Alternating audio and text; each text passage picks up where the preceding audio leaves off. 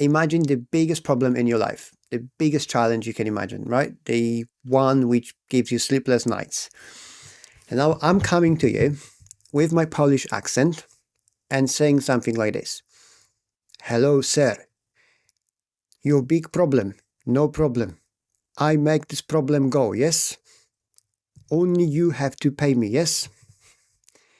Would you pay me whatever the amount, let's say £500, to get rid of your biggest problem in your life? Yes, right? That's it. We can finish the video now. You see, the problem is you are not afraid of how you sound. You are afraid that your problem is not good enough, so you will be judged based on how you sound, your accent or language. That doesn't matter. If you solve the biggest problem, if you can solve a big enough problem for me or for anyone that you are trying to approach, then nobody will care. I promise you how you sound, what language you use. You can even draw it if you can't speak, because they want you to solve that problem. And this is exactly why you should be in business in the first place, or in sales, or in networking meeting, or in pitching your business, getting investors. You approaching someone, you are basically stealing their time. So you need to give something back in return. If you're giving nothing in return, or not something they're not happy about, then they will judge you and they'll say, oh, I can't understand whatever you're saying. The good example is President Trump speaking to foreign journalists and basically not understanding them and telling them, I don't understand what you're saying. Like this, look. People in India would be welcoming your decision to extradite Habur Rana to... I can't understand a word he's saying. One journalist, Afghan support woman. Any comment about Afghanistan? What's your future plan for Afghan people, especially Afghan? I have a little hard time understanding you. Where are you from? You see, this is the other side of the coin.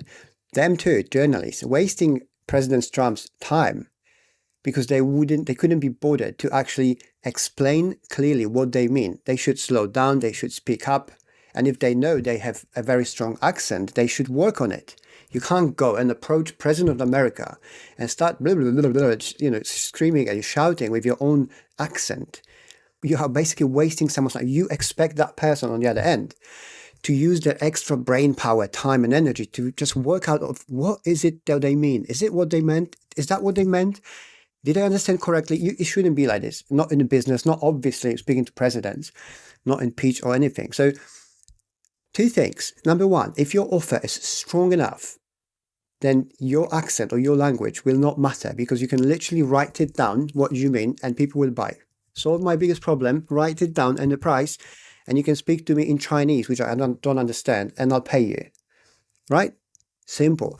If, on the other hand, your accent is so strong that it's hard to understand you because you've never been in the country or whatever, it's very strong. You have to work on your language if you need to communicate to someone in the first place. Imagine that journalists, two of them, right? If one of them say, Mr. Trump, in their own strong language accent, I can solve Middle East crisis. He would listen. It doesn't matter, your accent. They would listen. Or they would get me someone to translate this lady, right? Boom. But she's just going on and on about her own issues. You can see from her, she's very, emotionally attached to it. And therefore, she's wasting another side times and energy and expecting them to understand it. And that's not how it works. Instead of worrying about things you shouldn't, you will focus that energy on actually improving your offer, business, sales meeting, pitch deck, whatever you're trying to achieve by talking to someone out there. I'll give you a good example from my life, from just last week, where I had basically one of the big deals I was working on for the last few weeks fall apart. I went to see a potential client. We had everything agreed, and it was the first time we met face to face. So I went to a person, it was a doctor. We shake hands, we said, hi, nice to meet you face to face. Let's talk about next step for the project. And it was we were meant to meet each other again on the end of February to just start working on that project. It's a pilot program to working around patients here in the UK. Different, longer story. But anyway, so I'm meeting that doctor for 10 minutes. We agreed on everything. We just saw each other. It's me talking to him. We shake hands again. I'm leaving. He's like, okay, I'm going to send you an email later today to confirm the time we meet next time, right? End of the month. So I'm going back home, happy. Yes, it's good. Deal is going through. Amazing. We're going to make it happen. Email comes through. Oh, sorry, Alex.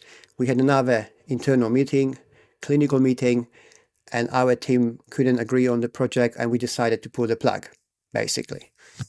So now imagine in my head, I'm seeing that email. Obviously, I'm sending back saying, oh, is there anything I can do? Sorry about to hear that. I thought we had everything agreed. Getting no reply, and I didn't get a reply until today. It's just no reply, right? So imagine what's happening in my head. You probably can relate. I'm thinking, oh God, I must have said something. It's probably me. Oh, they think I'm Polish. I'm not trustworthy. Maybe I sound like an immigrant. But the truth is, this is my insecurities. And even though I've been in the business for, years, right? 15 years, let's say.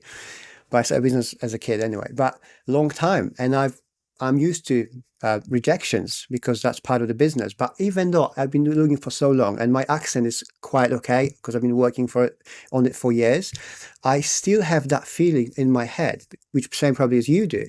Oh, what have I done? Should I have said this? Like all of it. But it's not true. It's only in your head. We will never find out. I'll never find out what was the deal breaker there. But I know as a fact because the offer we've had was perfect. It was paid for us. We had everything prepared. So I went confident to the meeting and I knew it's not about me. But still, after, the deal falling apart, it feels personal. But then only because of my experience being in the business, I can actually tell myself, brainwash myself, into thinking like, it's not you, Alex. It's not personal. It's just it.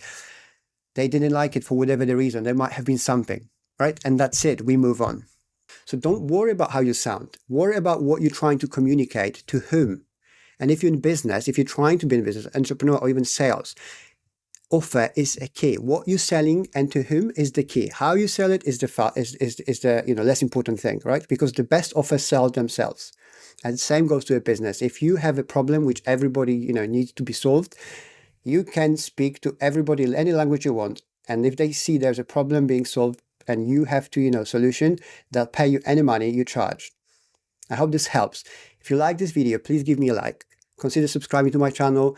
Leave me a comment, and I'll see you next time. Thanks so much for your support. Cheers.